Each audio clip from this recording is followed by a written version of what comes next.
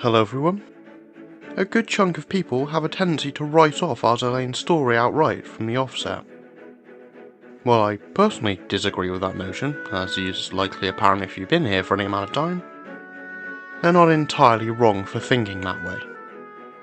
While I personally find entertainment and intrigue in what they're trying to tell, it has some glaring issues with how they go about executing it that makes it damn hard to really feel that way going in. Let's look at those. The first and most obvious is the format itself. Event-based storytelling brings a litany of issues, most notably being entirely missable. If you didn't catch the event for whatever reason, be it taking a break or just not playing the game yet, you just don't get that part of a story until the rerun comes around about 2 years later. Or if that's already happened when it gets archived. There's a not inconsiderable chunk of the story, around 3 years worth, that's just straight inaccessible to someone starting out. At the time of writing, anything that's been released between Abyssal Refrain and Revelations of Dust is inaccessible until it hits War Archives, and everything between Revelations and now is waiting for a rerun. If a player somehow manages to piece together the story through the archives, there's a good chance the next event they get access to will either be a rerun from roughly 2 years later, or a brand new event. That makes things even more confusing because said event is from an entirely different arc, but the connections between events can be nebulous at times, from reading the story as it progressed, sort of, to suddenly jumping a few years ahead. Not helped by the fact that these events aren't always in order. These days it's not so bad as release order mostly follows the canon, but for some earlier stuff it's a jumbled mess with little indication on when they're supposed to take place in the timeline. There's a good dozen events that either partially or fully take place before campaign, and none of them are ordered. Campaign's not all that helpful either because the story just abruptly ends after World 3 with no indication of where it goes next. For those there at the time, that was pretty quickly found out to be Visitors Died in Red, but people diving in now have to figure that out from over 50 story-relevant events. Sure, some events are based off their historical counterparts in World War II, which you can use as a basis to figure out the order, but the writers pretty quickly established this story wouldn't be World War II naval, but with anime boat girls. It is very much its own thing.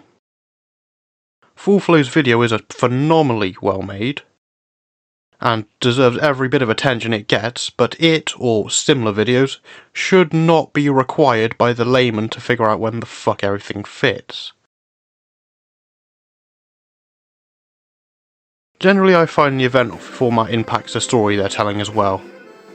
Since events are the way new characters get released into the game, and there's multiple factions, the story can feel very disconnected, with stuff just happening all over the place, while something gets hinted at in the background eventually culminating in something big. Most of the time the story lacks a main through line for a given arc, as a consequence of this schizophrenic jumping around. I was going to give them credit for managing to actually create one last year, but they fumbled it right at the end with Fritz Rumay's event. And maybe this is just a me thing, but it feels like there's a lack of world building for test site beta. The alpha timeline gets plenty, as it should. How humanity fell and led to what the Sirens do is one of the more interesting parts of Azur Lane's story. But we don't know a whole lot about how the Sirens affected our timeline. What happened to the people when the Sirens arrived? What state is the world in? How are the civilians coping? I'm not saying we should get some kind of political drama. I very much appreciate the politicians staying where they belong, read out of the fucking way, but it'd be nice to know a bit more about the world we're fighting for.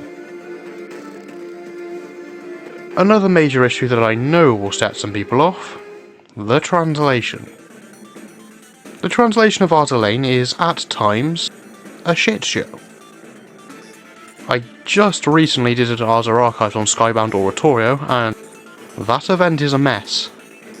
Basically every time cognitive chips are mentioned in that event, which is a good few might I add, it's been an addition from EN or JP. Nowhere in the original script are they mentioned. The English and Japanese scripts are generally pretty consistent with each other, but this isn't a Japanese game. The developers are Chinese, and the CN client was the first one to be launched. Skybound Oratorio isn't the only event where the script's fucked either. It feels like there's one at least once a year. Effulgence Before Eclipse infamously references the game from Musagi's event in the segment that takes place in the distant past, long before that event happens, among other issues. Pledge of the Radiant Core is a mess. I've heard that Mirror Involution was so bad, EN, who typically follows JP's script, went out of its way to try and make some corrections. It's not just major screw-ups either, but a few small but constant changes that make no sense. For some reason they insist on the term reenactments, which does make sense in regards to the events that do reenact World War II, but then it's also used in stuff like Snow Realm Peregrination when referring to what Marco Polo did at the World Expo. What are you reenacting in that case? Does that shit just happen in every timeline?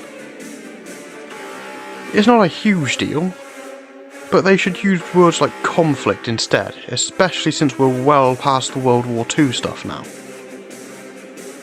What is a huge deal though is the Naval HQ bullshit.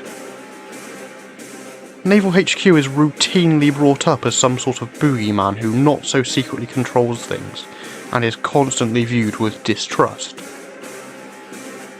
To be fair, it does exist in the original script as AL Command, but they've been mentioned about 4 times, and the only times they've done anything overt is ordering the commander to sink the ashes in Ashen Simulacrum. Don't get me wrong, they're still shading and pulling strings in the background, but EN plays them up as this all-powerful group that everyone fears and obeys, and is definitely compromised by the sirens, instead of the limited presence they actually have. It was Saratoga who put that fleet together in Snow Realm to get the rigging enhanced in crystals out of desperation to save Lexington, not Naval HQ going for a power grab. And sometimes they just get confused.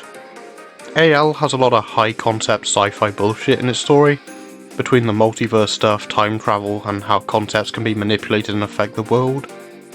Things that require clear and defined explanations, lest the reader get confused, and the messy translation doesn't help with that.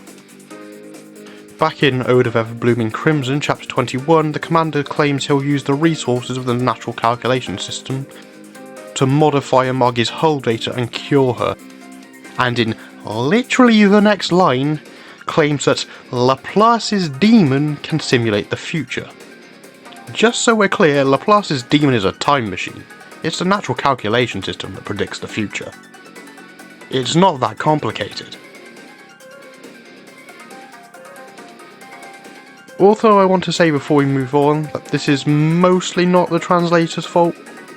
From what we've heard, the process goes from CN to JP to EN, and things are naturally going to get lost between them. Different languages don't always play nice when it's just one to the other, and adding a middleman only makes things worse in our case. Evidence suggests that a lot of the script changes come from JP, and as I just said, the EN version is based on that. The TLs are just doing their job, albeit with a tampered script. However, this is a known issue. EN has gone and tried to correct the tampering a couple of times, like with New Jersey's personality in Mirror Involution. Why are they still taking this approach instead of a direct CN to EN translation? The final big issue is the pacing. It is so ungodly slow at times. I'm a level with you. Next month the game turns 8 years old, and we are still umming and ahhing over reforming the Azur Lane, despite having a narratively satisfying way to do it after Ever-Blooming Crimson. Genuinely, it feels like some events' only contribution is to introduce a single piece of information or concept. Take the recent 2 events as example. Introduce the rigging repair device and mech arbiters. Both are obviously important, with the former a plot device to heal Lexington, and the latter one of the Siren's ultimate weapons. but you could have absolutely introduced them in the same event with little struggle. The fact they both take place in parallel timelines, and that they're sort of a between arc type deal, doesn't help either. It makes them feel like filler that doesn't advance the plot, even though they most certainly aren't. Azur Lane's story is a cheetah on a treadmill. A lot's happening, but it doesn't go very far. It feels like maybe once or twice a year it actually progresses.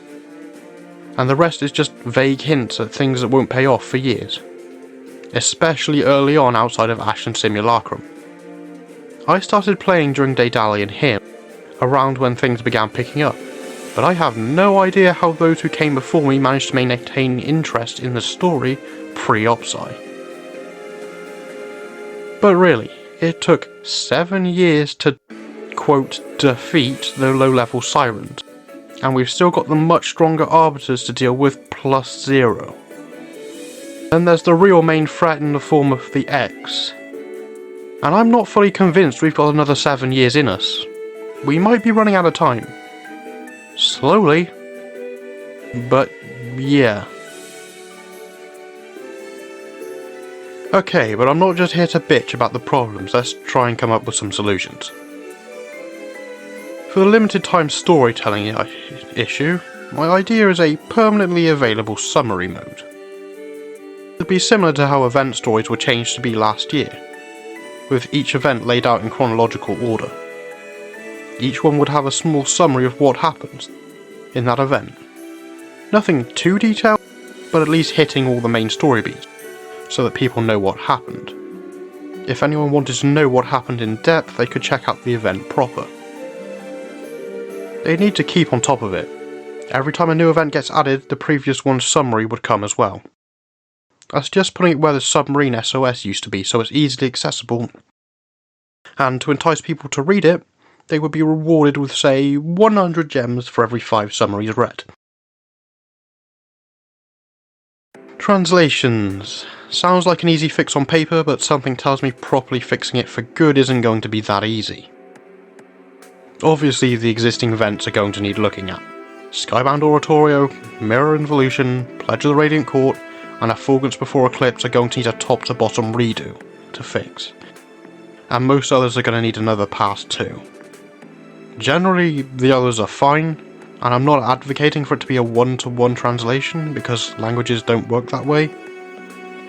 But things like Everblooming Crimson explicitly stating 30% of the Sakura girls died in Naraka, instead of just being implied, removing Naval HQ from places it isn't, and clearing up any mentions of reenactments should be considered. It wouldn't be the first time they've done something like this either. They once retranslated Fallen Wings. In fact, when I wrote the Azur archives on that event, I had to use the cutscenes from in-game because the wiki hadn't updated the transcript at the time. But the real question is, how do you keep it from happening again? Things have been better lately. Usually we get one translation disaster a year, but I don't think 2024 had one. The answer would be to just give the EN translators the original CN script instead of a chamfered one from JP. Or for the JP team to stop making alterations.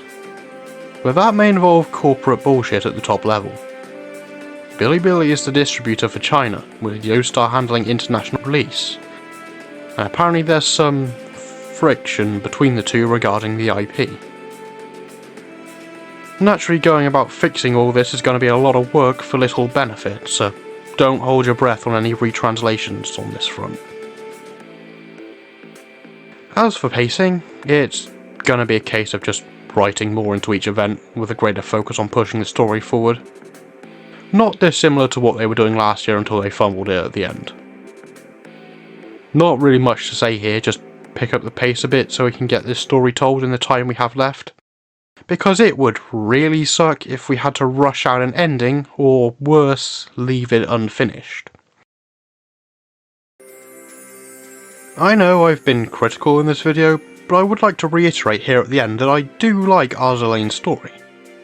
I distinctly remember coming out of Parallel Superimposition thinking it was the best they'd ever done, getting genuinely hyped at the climax of the Four Scales, grinning like an idiot when Observer hit us with the whole reality and truth aren't one and the same, and eagerly anticipating where it would go next at the end of Ever-Blooming Crimson.